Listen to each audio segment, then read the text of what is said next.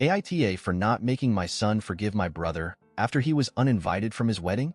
6 months ago, my son Leo, 14M, decided to cut off my brother Jack, 46M. Now my mom, brother, SIL, and other family members want me to make my son forgive him to keep the peace. For a little bit of context, I'm 46M, a single dad. My family has always helped me in many ways, mostly babysitting when Leo was younger, and even before my son was born, we were all very close.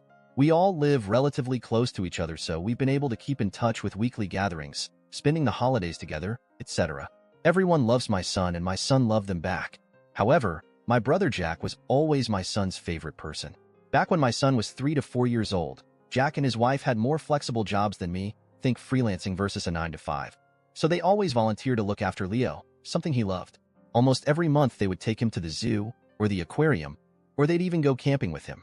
As my son grew older, he started to develop the same interests as New York brother, like video games, photography, and music. When Leo was 9, he told me he wanted to have the same career as his uncle. This is all to say, they were extremely close. Last year, my brother informed me that he and his GF Mary were getting married.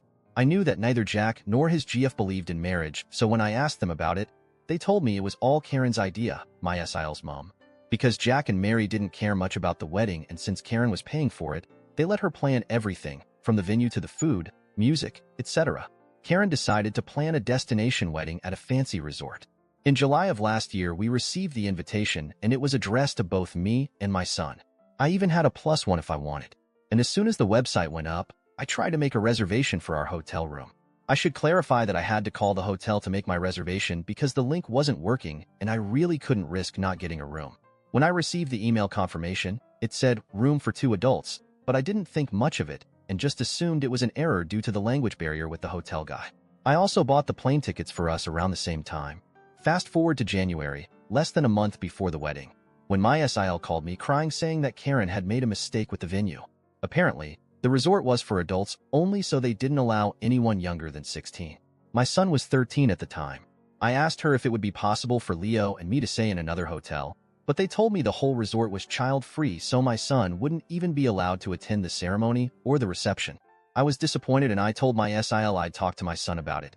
I knew how excited he was about his uncle's wedding, but she insisted both her and Jack wanted to tell him in person. Honestly, my son was devastated. He started crying as soon as he was told he wouldn't be able to go. He pleaded with them and even offered to give them all of his savings so they could move the wedding. After 30 minutes of this, my SIL got frustrated and just told him that he was being selfish and that this day wasn't about him. Leo eventually apologized and went to his room. After the wedding, my son just stopped talking to my brother. If Jack sent him a message, Leo would just ignore it unless it had something to do with me. For example, he would only reply if Jack asked him to tell me something because he couldn't reach me, etc. On our family gatherings, Leo would only respond to small questions like, "Can you pass the salt?" or "Help grandma with the plates." But he would ignore my brother if Jack or Mary tried to start a conversation or ask him about school, etc. A month after the wedding, Jack and Mary offered to take him for a special vacation during spring break to make up for the wedding. But my son just ignored them, and he later told me he didn't want to go with them. It was heartbreaking because I knew how much he wanted to go to that place and I wasn't able to afford it yet, but he stuck to his guns. Something similar happened on Leo's birthday. He asked me if I was planning to throw him a party. I do it every year. And when I said yes, he asked me not to invite his aunt and uncle.